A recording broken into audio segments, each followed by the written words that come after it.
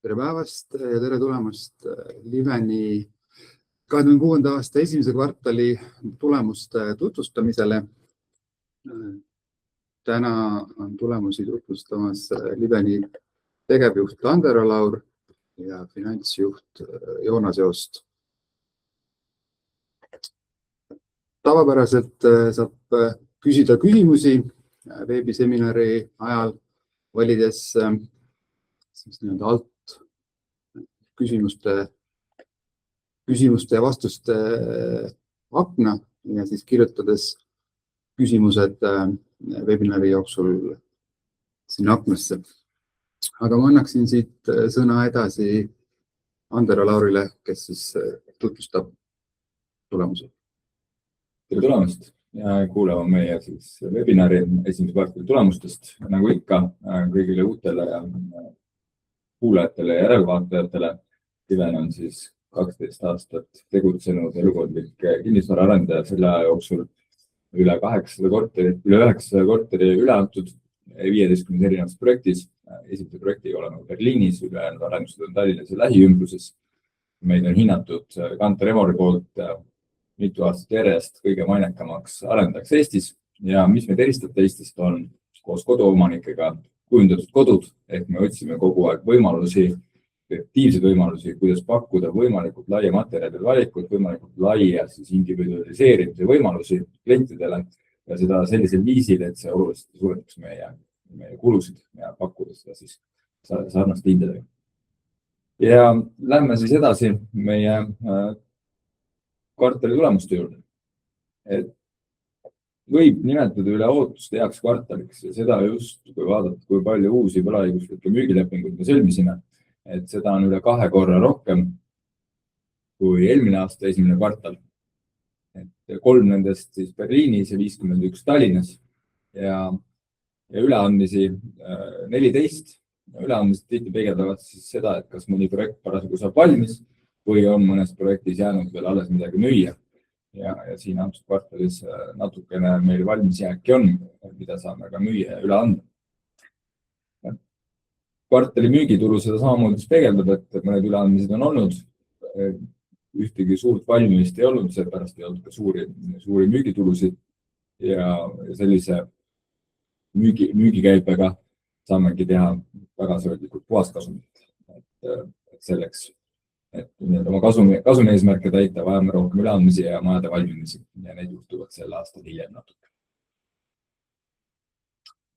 Mida me soovitame jälgida ja vaadata rohkem on meie sellise 12 kuu libisevad näitajad, mis peegeldab natukene paremini seda, mida me teeme ja kuidas meil läheb.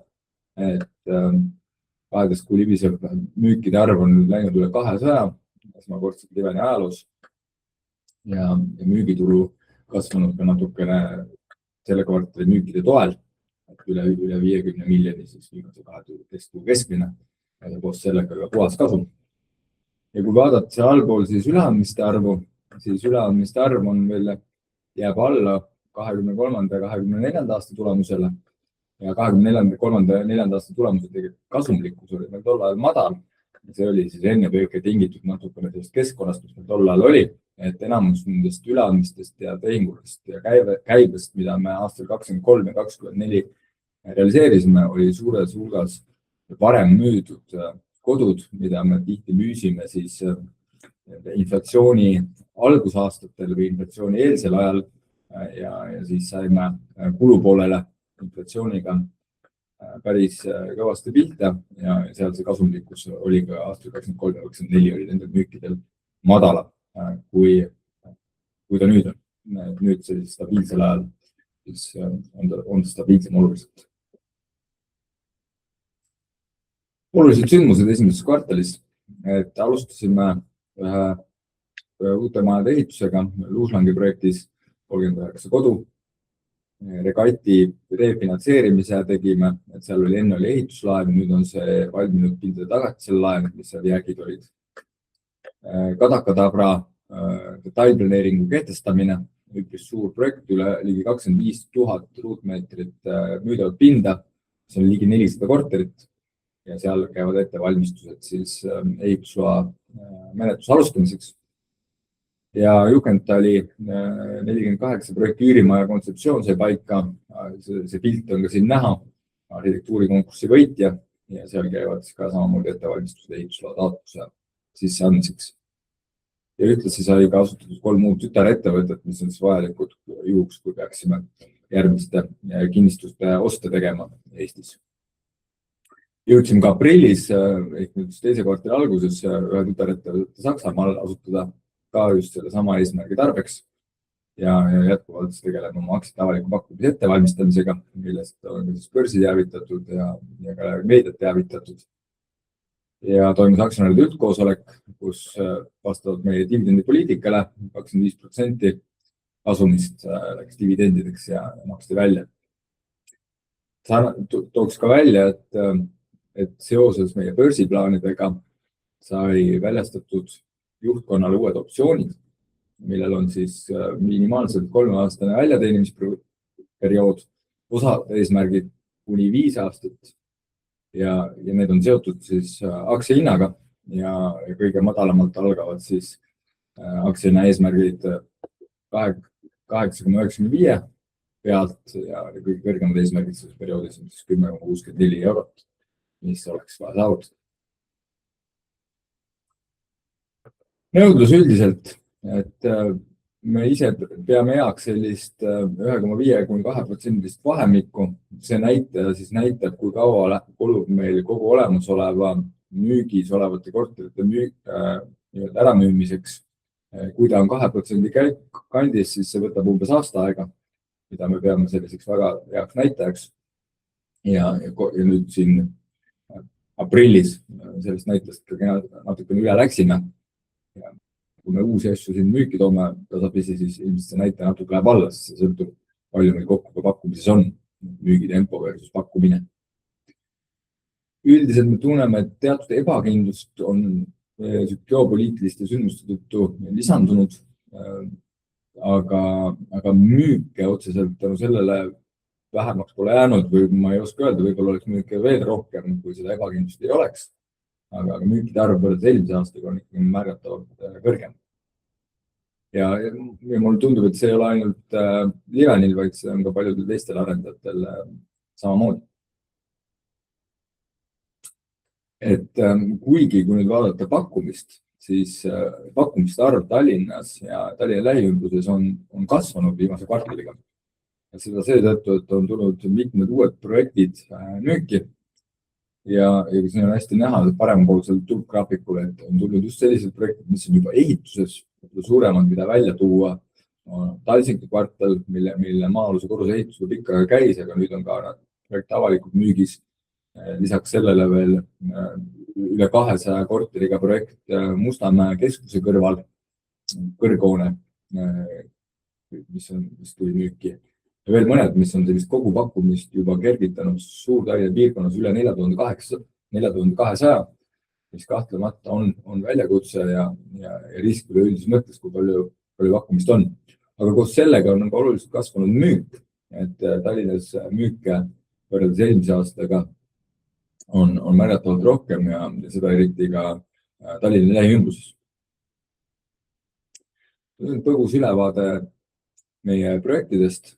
Et töös jätkuvalt Tarkujärve kaldal ise ära projekt, kus meil on siis ligi 400 ühikut valminud etapiviisiliselt.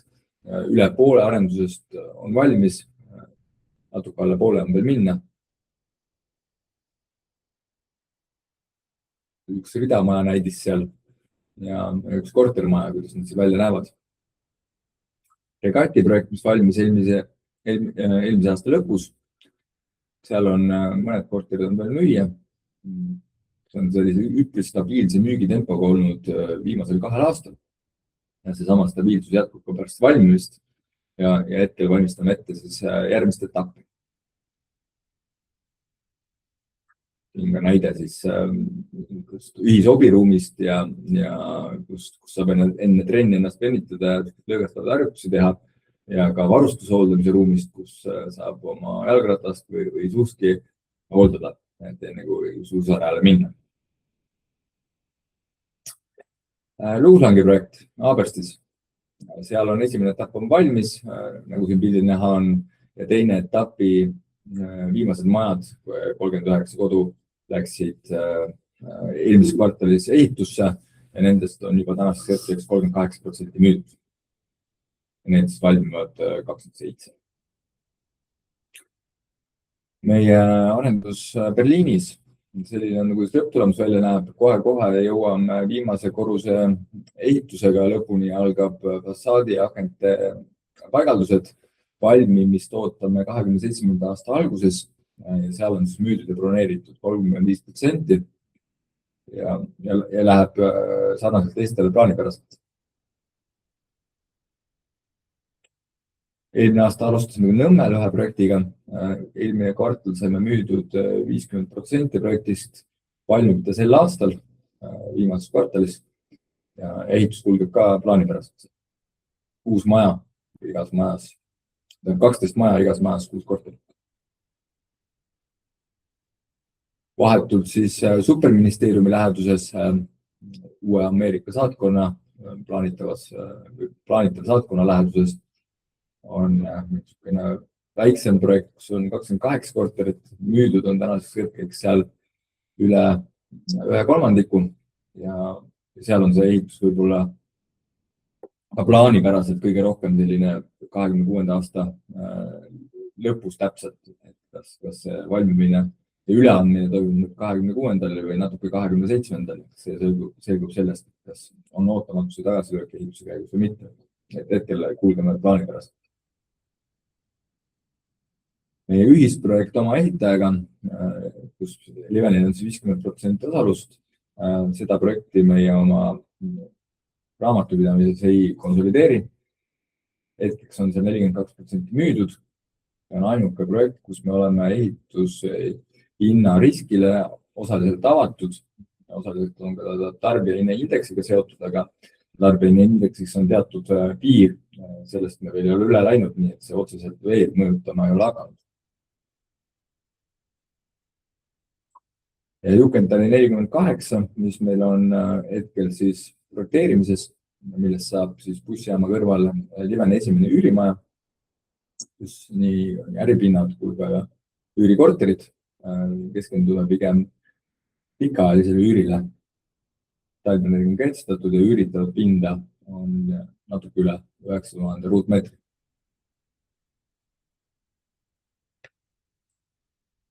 Meie projekt, mille eelmises kvartalis, kus me saime detailplaneeringu kehtestatud, seda detailplaneeringut tehti üle 8 aasta. See on selline, nagu öelda, keskmine kehtestatud nende planeeringute, mida praegu kehtestatakse keskmine. Aega on läinud, aga valmistanud lõpuks on saanud. Alustame müügiga käesolevas kvartalis. Ehitusloa menetlus algab ka iga hetk. Ja natuke alla 400 korteri kokku ja ehitame etapi viisiliselt. Ja siin on meie peakorteri teine etapp. See on siis 100% Liveni projekt, kus me oleme ka detailplaneeringu protsessis, vastuvõtmine on toimunud. Ootame siis seda viimast sammu, milleks on planeeringu kehtestamine ja siis liigume ehitusloa menetlusse ja võetavasti müüki juba käesoleva aasta lõpuks. Eelmine aasta see soetatud 2 uut kinnistut, üks neist on Lasnamäel. Kokku prognoosime 154 elu äripinda sinna, käib detailplaneeringu algatamine. Ja teine on siis Järveotsa teel.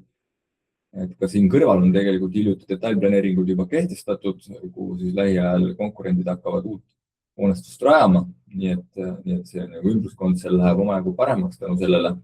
Ja meie detailplaneeringu algatamine on alles algusfaasis. Läheb aega enne, kui me seal jõuame arendusfaasi. Siin on need kõik meie projektid ka ajateljel. Kõige üleval on siis valmis arendatavad kinnisvarainvesteeringud. Sinna ka alla käib siis Juhkentali ja mõned üksikud pinnad, mis meil hetkel enda valduses on ja mida me välja üürime. Ja kõik ülejäänud projektid see on meie täna parim teadmine, millal need projektid ehituses on ja millal on valmivad. Müügid tavaliselt kestavad veel natuke aega pärast valmimist ja praktikas, mida kaugemal selle projekti prognoos ehitusaeg on, seda ebakindlam see täpne graafik on. Nii et seda palun siis mitte võtta meie sellise käibeprognoosina, et seda ta ei ole. Meie parim teadmine täna, millal nende projektide ehitused toimuvad. Ja võib-olla tooks välja siit, et valdav enamus meie kogu arendusportfellist on juba kehtestatud detailplaneeringute ja olemasolevate ehitusõigustega, et ligi 70% peale protsenti.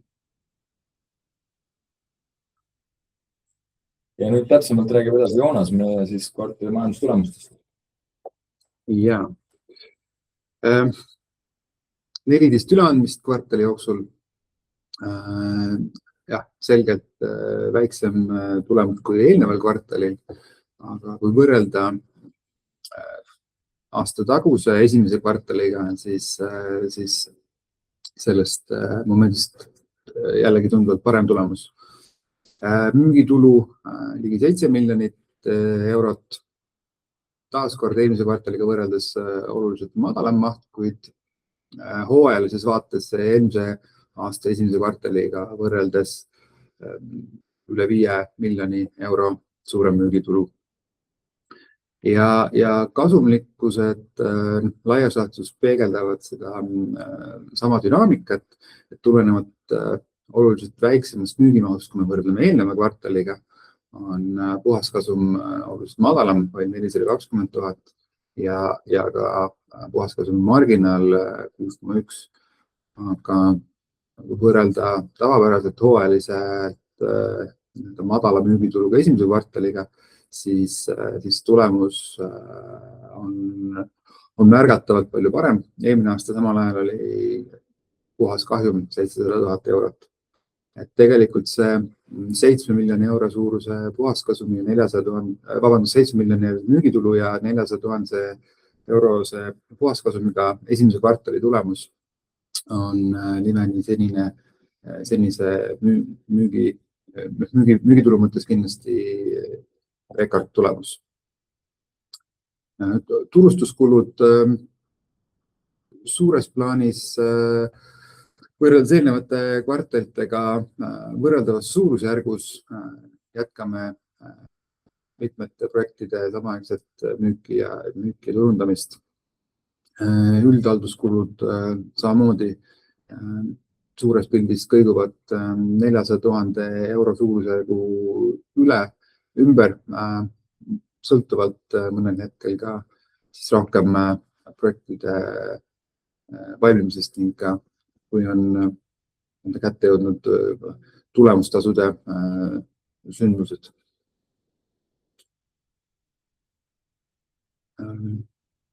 Bilansi vaatest finantsseisundist varade maht tõusis kvartali jooksul ligi 92 miljonit eurot.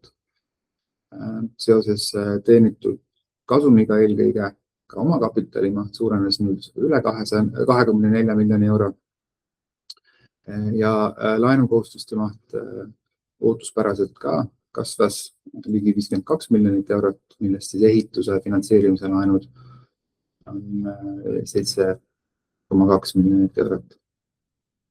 Omakapitali määr ilma ehituslaenude arvesse võtmata on 8,4% ja omakapitali puhasrentaablus, kuhu siis arvestatakse viimase 4 kvartali kasum, on 32%. Ja varude vaatest on näha, et kvartali jooksul on vähenenud siis valmis korterite varude maht ja suurenenud ehituses olevate varude maht seoses ka Kadaka projekti planeeringu kehtestamisega on ehitusprojekti maht suurenenud. Ja võib-olla täpsustuseks toon ära, et seoses Juhkentali projekti otsusega arendada seda projekti üürimaja projektina on siis see projekt arvestuses meil käsitletud kinnisvara investeeringuna ja see osa on siis varudest kvartali jooksul välja liikunud kinnisvara investeeringu reale. Laenukohustuste osas on ootuspärane suurenemine. Mõnevõrra on suurenenud ehituse pangalaenud ja nagu Andero ka varem mainis, siis Regati projekti ehituse kallinemine, selle refinantseerimine, mis on siis käsitletud meil siin selles vaates arenduse pangalaenude tulbas. Kui korra hüpata tagasi kvartali müükide peale, siis kogu kvartali müügitulemus, uued müügid kokku 13 miljonit eurot, millest siis 2,6 miljonit oli müük, mille me kvartali jooksul üle andsime, teenisime, 10,4 miljonit jäi ettemüügiks ja tulevaste perioodide müügitulu kajastamiseks. Samas varasemalt sõlmitud müügilepingutest siis realiseerisid müügituluks sel kvartali jooksul 4,4 miljonit eurot. Nii et kvartali lõpus on kogu ettemüügi saldo kokku ligi 40 miljonit eurot ning sellest siis sellel aastal lõppevates projektides 35 miljoni euro mahus. Ja veel kord selguse mõttes, et peakorteri projekti ettemüüki nendes numbrites siin kajastatud ei ole. Selle aasta väljavaate osas kohalik majandus on näidanud paranemist-trende ja ootame, et see jätkub. Selge see, et väliskeskkonnast on võib-olla teatavat teadmatust olemas, aga seni võib-olla oleks, ütleme, et siis tõesti tulemused olnud veel paremad ilma selleta. Nagu öeldud, ettemüügiportfellis on meil sel aastal lõppevas mahus 3 miljoni mahus lõppevaid projekte ja müügitulu. Ehk et kogu võimalikust teoreetilisest jätkuvalt prognoosime, et suudame 2/3 müüa üle anda. Ehk sisuliselt tähendab see eelmise aasta võrdluses 20% müügitulu kasvu ligi 59 miljoni euro suurusjärku ja koos kasvuga ootame ka jätkuvalt puhasrentaabluse 20% tootluse ületamist. Ja lõpetuseks veel ka laenukohustuste väljavaate dünaamika. Kuna meil on mitmeid 6-7 ehitust töös, siis järgnevate kvartalide jooksul ehituslaenude saldo on suurenemas ning ehituste valmimiste järgselt siis nii 3. kui ka 4. kvartalis ja korterite üleandmistega on ehituslaenude saldo taas kiiresti langemas. See oli ametlik ettevalmistatud osa. Meil on tulnud mõned küsimused ette saadetud ja on tulnud ka mõned küsimused webinari jooksul. Ma alustan ette saadetud küsimustest. Mitu küsimust on tulnud teemal, et millal toimub Liveni IPO. Vastan sellele ise, et me oleme välja öelnud, et aktsiate avalik pakkumine on kavandatud käesoleva aasta kevadesse ja täpsemalt saame me siis teavitada turgu börsiteate vahendusel. Ja küsimus on ka, et millist mõju avaldab Iraani sõda ja kütusehindade tõus Liveni tulemustele ja väljavaadetele. Korra seda puudutasin, et ma arvan, et tarbijakindlus oleks veel kõrgem ja võib-olla ka müügid veel paremad, kui seda ei oleks. Seda ikka on ja kütusehindade tõus oli, ei tea, kas ta on läbi või ei ole, aga kütusehindade tõus kahtlemata mõjutab ehitushindu mitte võrdselt kõiki nii-öelda alampeatükki seal ehituseelarves. Me ei ole näinud, et peatöövõtjad oleks nüüd kuidagi palju hindu suurendama hakanud, et meil on paar ehitushanget on käimas, ja nende ehitushangete põhjal, mis praegu käimas on, siis kuna need on ka järgmiste olemasolevate ehituste järgmised etapid, siis need on väga hästi võrreldavad, siis tegelikult see hinnatõus on inflatsioonile jääb praegu ikkagi natuke alla lausa. Nii et ei ole veel neid märke, et kuidagi äkitselt mingit hinnatõusu tuleks, aga ei tea, eks sõltub, kuidas geopoliitilised sündmused edasi arenevad. Kas Juhkentali 48 projekt oli juba algselt üürimaja kontseptsiooniga? Mis pani sellist otsust tegema? Me teadsime, et seal on omajagu äripilt osakaalu. Me teadsime, et me soovime üüriärisse kui sellisesse pikas perspektiivis siseneda, sellepärast, et me siiralt usume, et me loome kodusid ja ma arvan, et ei pea tingimata omama seda kohta, kus sa elad, et seda koduks kutsuda. Ma arvan, et enda kogemusest võin öelda, et pool iseseisva elu ajast olen kodus elanud ja täitsa seda oma koduks nimetasin.